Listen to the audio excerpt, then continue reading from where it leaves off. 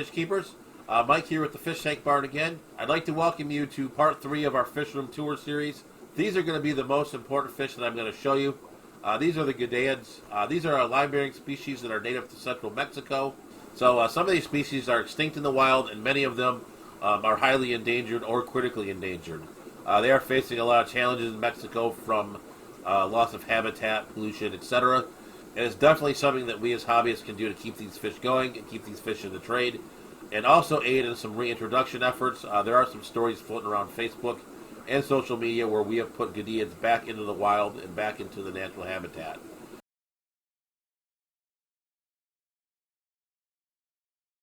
So definitely something that's pretty important to keep in mind with these fish. That being said, keeping Goodeids is rather easy. They actually do require cooler water, so good fish for a garage fish room or a basement. One of the challenges of keeping Goodeids is the gestation period is 60 days.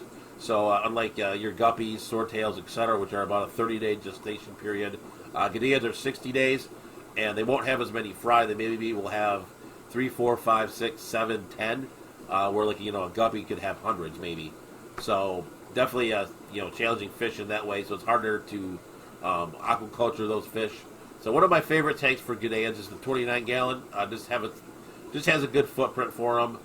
Some of their bigger species you might want to put into a 40 breeder. Some of them for breeding purposes. I actually do have some of these in 90s and 120s, just to really get the stocks going, get these guys breeding out, etc.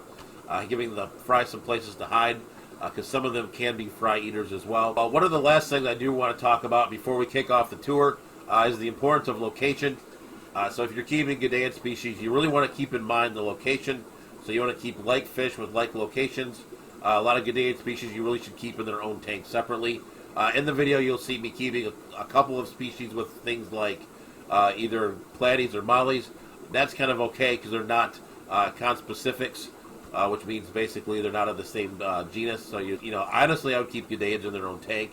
One thing you want to keep in mind too is there's something called ESUs. Those are evolutionary significant units. So if you have something that has a different ESU, obviously keep one ESU in one tank, one ESU in the other. So definitely something to keep in mind there. Really excited about these fish. I am excited to show you these to you guys. I am fighting a bit of a cold, so the audio may not be as crisp and clean as it normally is. So let's go ahead and get started with the tour.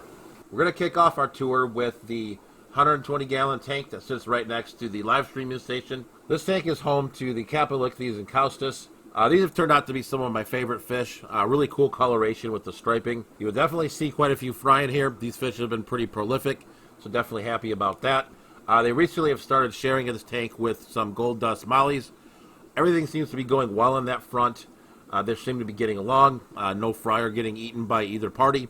This tank is planted with jungle val, some Pogostemon stellatus octopus.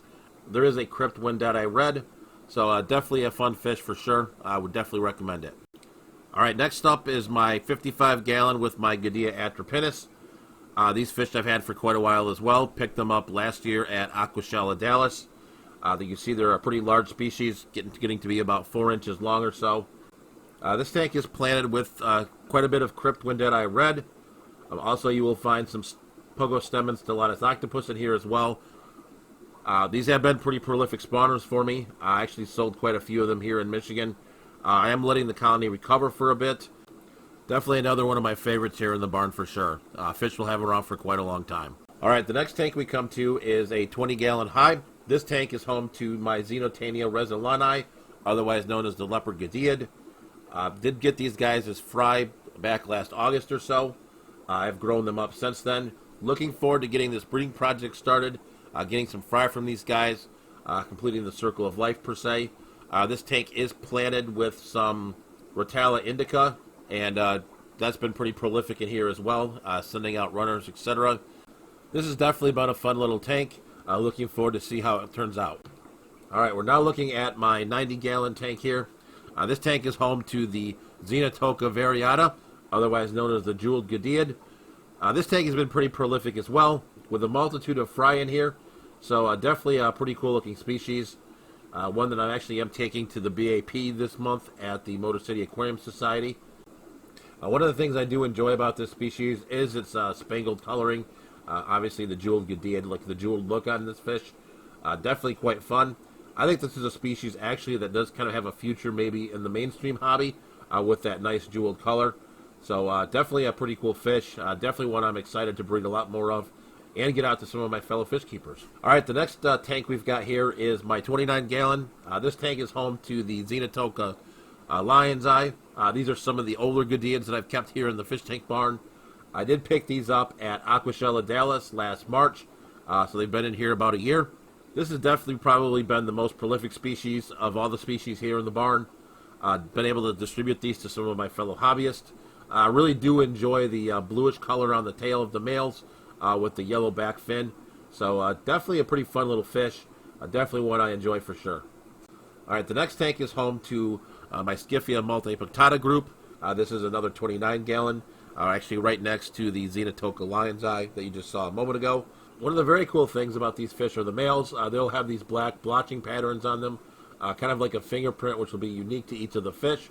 Definitely a really cool fish. Another one that probably has a place in the mainstream hobby, but definitely looking forward to getting some more spawns out of these. This is definitely a fish I do want to get out into the hands of some of my fellow hobbyists. See this fish grow in popularity for sure. We've now come to the Xenotoka dojo. This is another 29-gallon tank. This is a pair I picked up earlier this year, so I've not gotten a spawn out of them yet. I really do enjoy kind of the blue markings on the male, along with the orangish red tail. So definitely one that's pretty cool, one I enjoy quite a bit. But this is another fish I am definitely looking forward to getting quite a few spawns out of, getting some fry out and getting them out to some of my other fellow hobbyists. We now come to a 90-gallon tank. This tank is home to 3 Anatolia's taurai, also known as the blue-tailed Goodeid. You can see those are the silver fish in your screen here. This tank is also home to some variatas plays that live with these guys. The video here doesn't really do them justice, but the males will get a nice blue sheen into their tails, which is absolutely striking. So another fish I really want to get going to some of my other fellow hobbyists. We are now looking at the 40-gallon breeder that is home to a group of 4 alataka dugessi, otherwise known as the bumblebee Goodeids. This is another species that is quite striking. This one is actually pretty uncommon and pretty hard to come by. This is definitely a stunning little fish as well, with its kind of goldish top, kind of striped sides, and black on the bottom. So another really stunning little fish here. One that definitely could use some of our attention, get some more of them out there into the hands of fellow breeders. But another fun little fish for sure. Definitely looking forward to giving you guys some updates once we have some fry. The next fish we're taking a look at here are my crackhead lateralis, otherwise known as the rainbow Goodeids. The males on this fish are kind of a striking little red color, while the females do have basically kind of the drabish gray color with the black bars. But this is really one of my favorites. Unfortunately, do not have a location on this one. I did have a few fry at one point, but this is one I'm still kind of working on getting to spawn. But definitely another popular and really kind of cool fish. We now come to another 20-gallon. This is the Xenotania multiradiatus, also known as the golden butterfly Goodeids. As you can see here, the female is extremely gravid. The male is very stunning with his yellow fins. This fish requires water beneath 70 degrees, so we definitely plan on keeping this fish cool in the summer. Probably be sitting at the bottom rack in the bottom part of the barn here. Definitely a fun fish. Excited to get some fry out of these guys and get these on to others in the hobby as well. Now we come to my 54-gallon bow front. This tank is home to my amica Splendens colony. This is one of the more common Goodeids. You may actually even see this one in your local fish store. Males will have a nice yellow band on their caudal fin, while females will not. Other than that, they're pretty indistinguishable. But this has been a really fun colony to raise up. Recently, finally got enough numbers I could actually sell a few of the fry. So definitely a species I'm pretty excited about. Alright, we're going to cover these fish really briefly. This is a pair of Capillithys pardellus, closely related to the fish that you saw in the beginning of this video. But yeah, they just kind of like hang out underneath this box filter. Definitely one that I will be probably moving to a different tank here soon. Alright, we're now coming to the Godia that I'm most excited about. These are the tequila Goodeids, zoogeneticus tequila. These are very beautiful, with the male having the orange back on the fins. Definitely outstanding. Females are pretty cool as well. I mean, they're just kind of your normal kind of female Goodeids. But definitely a fish I'm excited to get breeding out and getting to some of my fish keeping friends. So I really hope you guys enjoyed taking a look at some of these Goodeids species. They are really some of my favorite fish here in the fish tank barn. So it's definitely something I'm really proud of, that I can keep these fish, get these fish going, and get some of them distributed to some of my fellow hobbyists. So in the description of this video, I am going to put a link to the Goodeids working group, which is kind of the foremost group on conservation of Goodeids. So if you really want to learn more about them, check that out. Check out the North American Goodeids working group on Facebook. So those are really the places to go to get some information on these fish. I really enjoy them, so I hope you guys have been introduced to some fish that you might enjoy as well. That being said, stay fishy, keep on breeding. We'll catch you on the next one.